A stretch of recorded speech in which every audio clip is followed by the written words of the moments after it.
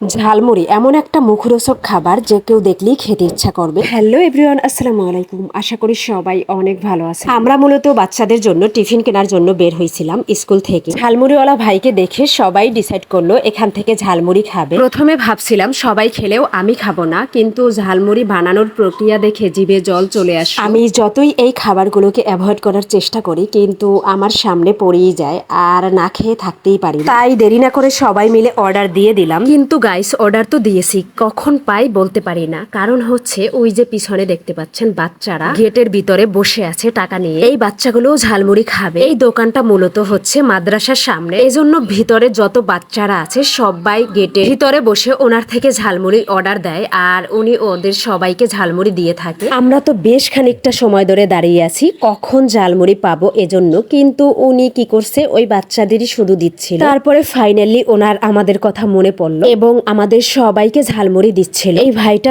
ভীষণ ভালো আর ওনার ঝালমুড়ি খেতেও দারুণ মজা। মাত্র 10 টাকায় অনেকগুলো ঝালমুড়ি দিয়েছিল। ওনার দোকানটা হচ্ছে ক্যাডেট মাদ্রাসার সামনে লুৎফর রহমান সড়কে। আজকে সবার ঝালমুড়ির বিল এক ভাবি দিয়েছে, ওনাকে অনেক অনেক ধন্যবাদ। মাঝে মাঝে এমন কইরা খাওয়াইয়েন কিন্তু ভাবি। আল্লাহ হাফেজ।